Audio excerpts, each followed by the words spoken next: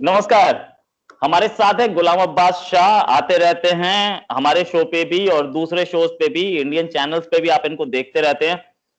आज हम बात करेंगे एक इशू की, बहुत इंपॉर्टेंट इशू, इंडिया और पाकिस्तान के बीच में जो अभी हाल में आपको दिखा कि रिलेशंस थोड़े बेटर हुए, सीज फायर वायलेशन बंद हो गई, एकदम सडनली ओवरनाइटली बंद हो गई। तो और उसके साथ एक खबर आई कि यूएई यानी कि यूनाइटेड अरब एमिरेट्स ने ये हम लोगों के बीच में डील ब्रोकर कराई।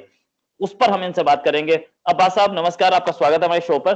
अब्बास साहब, बहुत यूएई यूएई ने डील ब्रोकर कराई दोनों कंट्रीज के बीच में, ऐसा खबरों में आ रहा है।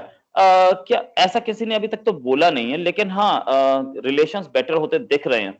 तो आपको अब आगे उम्मीद क्या है? क्या-क्या दोनों कंट्रीज के बीच में बेटर रिलेशंस होते जाएंगे? इंडिया शुरुआत से बोलता रहा है कि हम कश्मीर पे कोई बात नहीं करेंगे, और जब तक पाकिस्तान का एक स्टैंड भी था, जब तक 370 नहीं हटेगी तब तक हम बात नहीं करेंगे। तो क्या दोनों साइड्स अपने-अपने वो छोड़ रहे हैं, इश्यूज को छोड़ रहे हैं? अच्छा रोहित, पहले ये है कि आगे क्या होगा ये मैं बाद में बताता हूँ।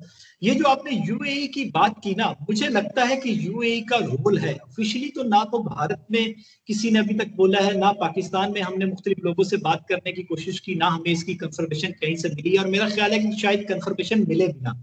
लेकिन मुझे ऐसा लगता है कि यूएई का रोल जरूर है बैक चैनल डिप्लोमेसी पाकिस्तान और भारत के बीच में जो बंद हो गई थी उसको दोबारा शुरू करवाने में। लेकिन यूएई के साथ ही बहुत से बड़े ममालिक का भी रोल है, और वो एक बहुत बड़ा मुल्क है, तो उसका किरदार मेरा ख्याल है कि वो हम उसको इग्नोर नहीं कर सकते, क्योंकि उसका बड़ा अहम रोल है। और उसके बाद यूएई ने मेजर स्टेप्स लिए, उसका भी रोल है, और जिसके बाद पाकिस्तान और भारत करीब आना शुरू हो गया। पहली बात, पीस होना चाहिए। पाकिस्तान की तरफ से बहुत बोल्ड स्टेटमेंट दिया गया। इमरान खान के स्टेटमेंट को ज्यादा अहमियत देनी चाहिए थी, लेकिन क्योंकि भारत का मीडिया, भारत ये समझता है कि शायद यहाँ पे पावर कॉरिडोर्स जो है वो आर्मी चीफ या जीएचक्यू है, तो इसलिए जो आर्मी चीफ का स्टेटमेंट है उनको ज्यादा अहमियत दी गई। अच्छा, आर्मी चीफ ने भी बहुत बड़ी बात की, हालांकि यहाँ पे हमारी पॉलिटिकल पार्टीज ने क्रिटिसाइज किया, लेकिन वो ये बात थी कि हमें अपना घर पहले सीधा करना है, यानी कि हमें अपना घर को पहले साफ करना है। ये बहुत बड़ा स्टेप था। पीएमएलएन इसके ऊपर इसलिए एतराज कर रही है कि वो ये कहती है कि नवाज शरीफ ने ये बात की थी जब वो प्राइम मिनिस्टर थे, तो उनके ऊपर डॉन लीग्स बन गई और उनको गद्दार बना दिया गया। अच्छा, उस पर थोड़ा सा मैं आपके देखने वालों को बता दूं, वो एक मीटिंग में डिस्कस हुआ था, नवाज शरीफ ने ये बात की थी जिसको डॉन न्यूज ने पब्लिश किया कि मीटिंग में सोर्सेज से, और उस वक्त आर्मी चीफ थे जनरल राहील शरीफ, और उनकी एक्सटेंशन का मसला चल रहा था। अच्छा, वो जो बातचीत थी वो ब्लैकमेलिंग या उतार चढ़ाव के एक्सटेंशन के मामला में उस दौरान हुई थी। ये जो बात है ये न्यूट्रल एक माहौल में आर्मी चीफ ने खुद की है, तो इसका वजन ज्यादा है, क्योंकि आर्मी चीफ अपने मुंह से खुद कह रहे हैं। अच्छा, अब उसके बाद उसके ऊपर मोहर लगा रही है पाकिस्तान की पॉलिटिकल लीडरशिप, जो सिविल लीडरशिप है उनकी तरफ से। इसलिए सीरियसनेस तो कुछ लगती है, दोनों साइडों से लगती है। आपने कहा कि भारत और पाकिस्तान, पाकिस्तान कश्मीर से पीछे नहीं हटना चाह रहा था, भारत टेररिज्म का मुद्दा लेके चलना चाह रहा था, लेकिन अभी दोनों साइडों से मुकम्मल खामोशी है, और ये बात हो रही है कि पीस किस तरीके से, डायलॉग किस तरीके से शुरू किया जाए।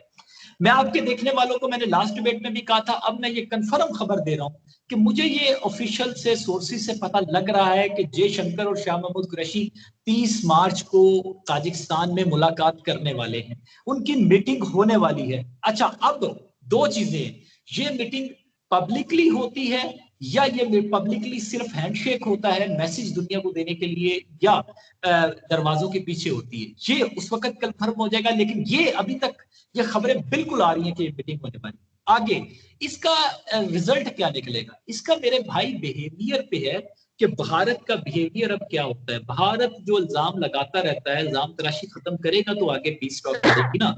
अगर आप उसी डिनाइल मूड में रहेंगे तो फिर पीस टॉक का फायदा नहीं, पाकिस्तान तो कोशिश करता रहेगा, और अगर भारत उससे नहीं निकलेगा तो फिर फायदा नहीं हो सकता।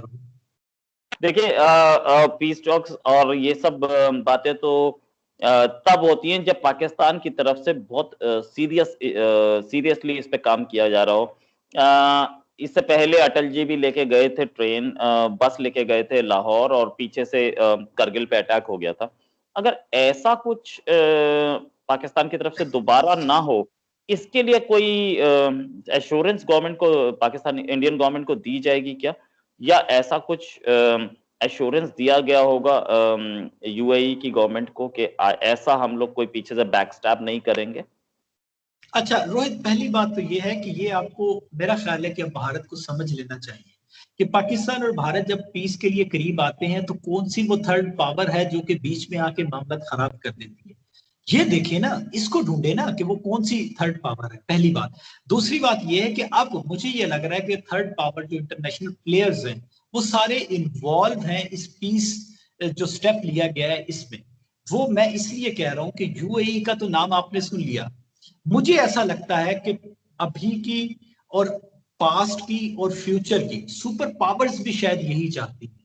और आगे आप खुद समझदार हैं कि वो कौन कौन देश हो सकते हैं, लेकिन ये सब यही चाहते हैं कि पाकिस्तान और भारत के बीच में ये कन्फ्लिक्ट जो है वो खत्म हो और कश्मीर इशू का कोई ना कोई सोल्यूशन निकले, ताकि ये दोनों देश इस मामले से निकले। कश्मीर का इशू आज आप खत्म कर दें तो आपको भी पता है, मुझे भी पता है कि भारत और पाकिस्तान के बीच में लड़ने के लिए और कोई मुद्दा नहीं बचता। और अगर कोई मुद्दा नहीं बचता तो भारत को सबसे बड़ी जो भारत की ख्वाहिश रही है, वो ख्वाहिश हमेशा से रही है कि पाकिस्तान उनको अफगानिस्तान तक एक्सेस दे ट्रेड के लिए, पाकिस्तान अपनी जमीन इस्तेमाल करने दे ट्रेड के लिए, ताकि भारत जो बहुत बड़ी मार्केट है वो सेंट्रल एशिया तक जाके अपनी चीजों को बेचे। और इससे भारत को बहुत ज्यादा फायदा होगा। पाकिस्तान का फायदा मैं आपके देखने वालों को बताऊं कि पाकिस्तान इतनी बड़ी इकोनॉमी नहीं है, मार्केट नहीं है जितनी बड़ी भारत की पॉपुलेशन और आबादी है। भारत को अगर फायदा डॉलर्स में होगा तो पाकिस्तान को फायदा रुपयों में होगा। लेकिन ये दोनों देशों के लिए गेम चेंजर प्रोजेक्ट होगा कि अगर ऐसा हो जाता है तो कश्मीर का मसले के लिए हल के लिए मेरा ख्याल है कि इंटरनेशनल प्लेयर्स भी एक्टिव हैं। और अब जब बातचीत होगी, टेबल पर बैठेंगे, पहले हो सकता है कि कॉन्फिडेंस लेवल बढ़ाया जाए और उसके बाद डिस्कस कश्मीर ही होगा। ये मैं आपको बता दूं, डिस्कस कश्मीर ही होगा। और उसके लिए पाकिस्तान और भारत को दोनों को अपने रवैयों को, बिहेवियर को थोड़ा सा शायद चेंज करना पड़ेगा। और कौन सा फार्मूला एक्सेप्टेंस रखेगा, वो परवेज मुशर्रफ वाला फार्मूला वापस आएगा या कोई नया फार्मूला बनेगा, ये देखना। अच्छा, ये बात भी सही, चलिए कि एक्सेप्टेंस कहीं ना कहीं आएगी। तो इंडिया का एक स्टैंड है, इंडिया की पार्लियामेंट का एक अप्रूव्ड वो है, रेजोल्यूशन है कि पाकिस्तान की साइड जो कश्मीर है वो हमारा है। तो इंडिया तो देने वाला नहीं, ना पाकिस्तान देने वाला।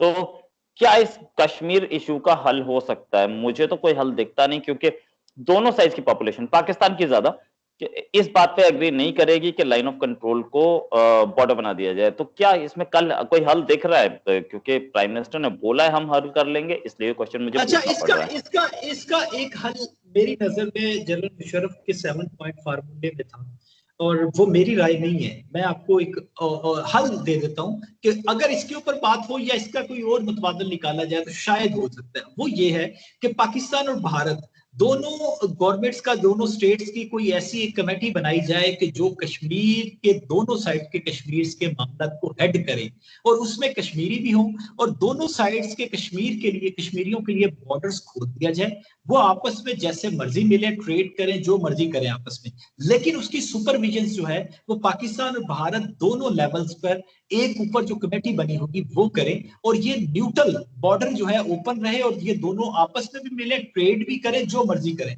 तो एक तो सोल्यूशन जनरल मुशर्रफ के फार्मूले में कहीं इससे मिलता जुलता कुछ था, ठीक है।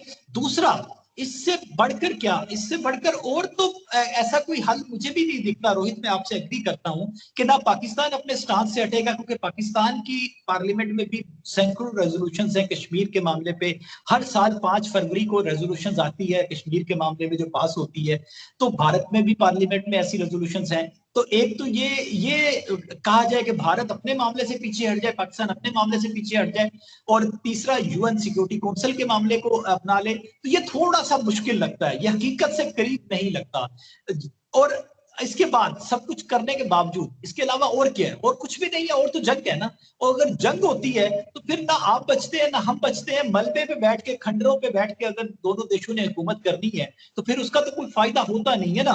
पीस के लिए बातचीत करनी पड़ती है, और जंग के बाद भी आप आके टेबल टॉक ही करेंगे। जब जंग कर लेंगे तो जंग के बाद भी टेबल टॉक ही होती है। तो क्यों ना वो टेबल टॉक को पहले शुरू किया जाए और बातचीत करके कोई ना कोई सोल्यूशन निकाला जाए। अब ये यूएई का अगर रोल है, अगर ये आज की ब्लूमबर्ग की स्टोरी सच है, और जैसा कि लग रहा है कि अभी तक कोई डिनाइल नहीं आया, तो अगर यूएई का रोल है तो मेरा ख्याल ये है कि ये ममालिक या वो ममालिक जो सुपर पावर्स इसमें इन्वॉल्व हैं, वो अपना प्लेटफॉर्म दोनों देशों को दें, और वो किसी ना किसी तरीके से अपने प्लेटफॉर्म पे दोनों देशों को इकट्ठा करके खुद गारंटर बने, और गारंटर बन के कोई मामला हल करे। क्योंकि जब ये हल होगा तो इसमें पूरी दुनिया गारंटर होगी। रोहित, ये ज़हन में रखिएगा। और वो फिर पाकिस्तान और भारत दोनों के लिए जरूरी हो जाएगा कि उससे पीछे ना। अच्छा, ऐसा भी हो चुका है कि प्राइम मिनिस्टर कुछ चाह रहे हैं पाकिस्तान में और आर्मी चीफ कुछ चाह रहे हैं। ये हम गल्फ वॉर के टाइम पे देख चुके हैं। पाकिस्तान ने अपनी आर्मी भेजी थी सऊदी अरेबिया के साथ लड़ने के लिए, और आर्मी चीफ का स्टेटमेंट ये था कि इराक जो है, इराक में अमेरिका हार जाएगा, इराक अमेरिका लेके दिल्ली दूसरा वियतनाम बनेगा। प्राइम मिनिस्टर एक साइड सपोर्ट कर रहे हैं, आर्मी चीफ एक साइड सपोर्ट कर रहे हैं। उससे भी एक बहुत बड़ी प्रॉब्लम आती है। क्या आपको ऐसा लग रहा है कि इस बार ऐसा नहीं होगा? अच्छा, ये आपकी बात में वजन है। इसका रीजन ये है कि पाकिस्तान में गवर्नमेंट्स जितनी भी रही हैं उसमें ये प्रॉब्लम रहा है, सिविल मिलिट्री रिलेशनशिप में कहीं ना कहीं प्रॉब्लम रहा है, जो इस दफा देखने में नहीं आ रहा है। ये हैरत अंगेज तौर पर ये बात हुई है, ये मैं करने लगा हूं आपसे कि इस दफा भारत से पीस की बात शुरू की गई है जनरल बाजवा की तरफ से। 3 हफ्ते पहले आपको याद है कि पहला स्टेटमेंट आया। इमरान खान तो उसके बाद आए। उससे पहले एक दूसरे के ऊपर जुबान से बारूद गोले बरसाए जा रहे थे, लेकिन जनरल बाजवा ने यह बात शुरू की कि दोनों देशों को पीसफुली हल करना चाहिए। और उसके बाद पाकिस्तान की जो सिविल लीडरशिप है वो आगे आई, और इमरान खान ने उसी स्टेटमेंट को दोहराया, और मुख्तलिफ टाइम पे, एक नहीं, 3 नहीं, 4 दफा दोहराया। तो अब सिनेरियो इसलिए चेंज है कि जनरल बाजवा को एक्सटेंशन का कोई मसला नहीं है। जनरल बाजवा का भी टेनोर पड़ा हुआ है, इमरान खान का भी लगभग 2.5 साल का टेनोर पड़ा हुआ है। तो ये तकरीबन जनरल बाजवा और इमरान खान का टेन्योर जो है वो एक ही जितना पड़ा हुआ है। और उसके बाद अब पॉलिटिकल गवर्नमेंट और सिविल और मिलिट्री लीडरशिप एक पेज पर है, इस वजह से कि उनको किसी को एक दूसरे को नीचा दिखाने के लिए या ब्लैकमेल करने के लिए कोई ऐसी आगे चीज नजर नहीं आ रही। तो ऐसे सिनेरियो में इंटरनेशनली भी आपके ऊपर जब ममालिक आके बात करते हैं और आपको कहते हैं कि ये पीस डील आगे शुरू करें, और वो भारत से भी बात करते हैं, पाकिस्तान से भी बात करते हैं, तो ये इसका कुछ ना कुछ मायने जरूर है। और मेरा नहीं ख्याल कि इस दफा ऐसा हो रहा है कि जो पास्ट में होता रहा। पहली बात। दूसरी बात, मुझे ये भी लगता है कि जो यूएई ने या किसी भी मुल्क ने ये चीज शुरू की है, तो पाकिस्तान की तरफ से स्टेटमेंट शुरू हुए हैं जो हो चुके हैं, और भारत की तरफ से स्टेप लिया जाएगा। और वो मुझे ऐसे लगता है, एक तो नरेंद्र मोदी ने ट्वीट करके इमरान खान की खैरियत पूछी। देखें, बीच में ईद भी आई, ईदें भी आती हैं, मुख्तलिफ ऐसे इश्यूज भी आते हैं कि जब आई है। और पहले रवायत ये रही है कि ऐसे मौके के ऊपर भारतीय प्राइम मिनिस्टर या कोई भी ऐसा मौका होता था तो वो मिठाई भिजवा देते थे या कोई ऐसा ट्वीट कर देते थे विश करने के लिए, और पाकिस्तान से भी ऐसा होता था। लेकिन 5 अगस्त 2019 के बाद ये स्टेप रुक गया। अब ये नरेंद्र मोदी का पहला ट्वीट था इमरान खान के लिए, जिसमें उन्होंने उनको गुड विशेस की। ऐसे समय में ये की कि जब यूएस के डिफेंस सेक्रेटरी जो थे वो भारत में मौजूद थे। तो ये अब मुझे ऐसा लगता है कि भारत अगला स्टेप जो है वो भारत की तरफ से लिया जाना है, और वो स्टेप शायद 30 मार्च है। क्योंकि पाकिस्तान ने ना सिर्फ स्टेटमेंट्स दिए बल्कि आज अपना डेलीगेशन भी भेज दिया। अब 30 मार्च को हो सकता है कि जो सार्क कॉन्फ्रेंस में जनरल मुशर्रफ ने एक दफा किया था ना, कि अपनी सीट से उठ के तकरीर करके वापिस आए अटल बिहारी वाजपेयी के पास और हैंडशेक किया, इस दफा शायद भारत की तरफ से जयशंकर कुछ ऐसा कर दे। ओके, उम्मीद करते हैं, देखते हैं क्या होने वाला है और क्या आगे का डेवलपमेंट है। अभी के लिए बहुत बहुत शुक्रिया। ये तो गुलाम अब्बास, पाकिस्तान के सीनियर जर्नलिस्ट, जो कि बहुत साल से पाकिस्तानी पॉलिटिक्स को और पाकिस्तानी इंटरनेशनल अफेयर्स को स्टडी करते रहे हैं और उस पर एनालिसिस करते रहे हैं। आपसे हम दोबारा बात करेंगे। अभी इंडस वाटर ट्रीटी जो इंडस पे जो डिस्कशन होने वाला है कल से, उस पर दोबारा बात करेंगे और एक तफसील से उसकी एनालिसिस करेंगे। अभी के लिए बहुत बहुत धन्यवाद, शुक्रिया, नमस्कार।